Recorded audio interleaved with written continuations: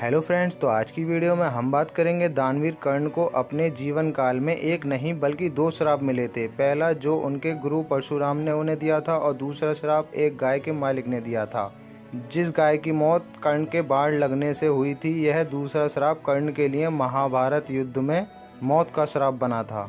तो वीडियो को शुरू करते हैं। वीडियो को लास्ट तक जरूर देखें और चैनल को सब्सक्राइब कर लें। तो हम आपको बताएंगे परशुराम भगवान ने कर्ण को श्राप क्यों दिया था और कैसे हुई थी कर्ण की मृत्यु।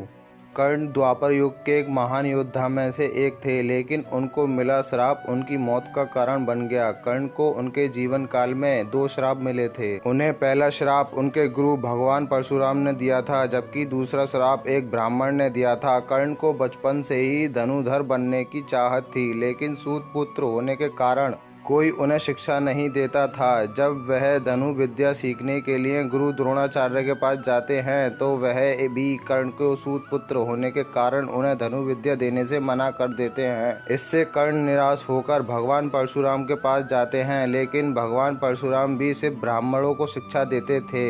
अब कर्ण किसी भी तरह से धनु विद्या सीखना चाहते थे तो वह भगवान परशुराम से झूठ बोलते हैं कि वह ब्राह्मण हैं। भगवान परशुराम भी कर्ण को ब्राह्मण समझकर उसे शिक्षा देने लगते हैं। जब कर्ण की शिक्षा खत्म होने वाली होती है तब एक दिन उनके गुरु भगवान परशुराम दोपहर के समय में कर्ण की जंघा पर सिर रखकर आराम कर रहे होते हैं। थोड़े समय बाद एक बिच्छू वहां आ जाता है जो कि कर्ण की जंघा पर काट लेता है। अब कर्ण सोचता है कि अगर मैं हिला या बिच्छू को हटाने की कोशिश की तो गुरु परशुराम की नींद टूट जाएगी, इसलिए वह बिच्छू को हटाने की बजाय उससे डंक मरवाने देता है। कर्ण को काफी समय तक बिच्छू के डंक से होने वाले दर्द को सहना पड़ता है। फिर जब कुछ समय बाद गुरु परशुराम नींद से उठते हैं तो वह देखते हैं कि कर्ण की जंघा से खून बह रहा है। ये देखकर भगवान परशुराम गुस्से में कहते हैं, इतनी सहनशीलता तो सिर्फ किसी क्षत्रिय में ही हो सकती है। तुमने मुझसे झूठ बोलकर ज्ञान हासिल किया है, इसलिए मैं तुम्हें श्राप देता हूँ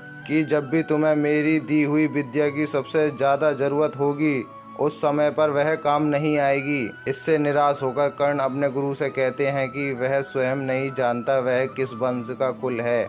ऐसे में वह सारी बातें अपने गुरु परशुराम को बताते हैं। यह जानने के बाद भगवान परशुराम को श्राप देने पर पछतावा होता है, लेकिन दिया हुआ श्राप वापस नहीं लिया जा सकता। इसलिए वह अपने विजय धनुष को कर्ण को वरदान के रूप में देते हैं। इसके बाद कर्ण भगवान परशुराम के आश्रम से विदा लेते हैं।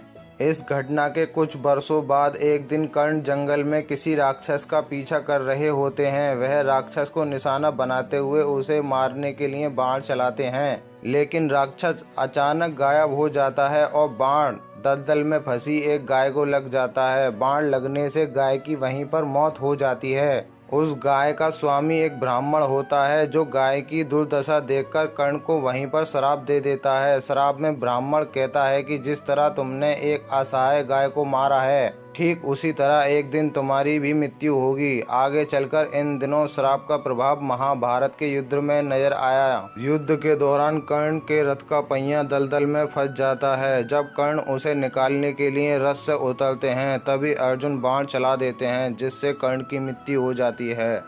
तो दोस्तों, अब आपको समझ आ गया होगा कि परशुराम ने कर्ण को श्राप क्यों दिया था और कर्ण की मृत्यु कैसे हुई थी। तो दोस्तों, कर्ण की जो मृत्यु हुई थी वो परशुराम भगवान के श्राप से नहीं हुई थी, बल्कि गाय के मालिक ने जो श्राप दिया था उस श्राप से कर्ण की मृत्यु हुई थी।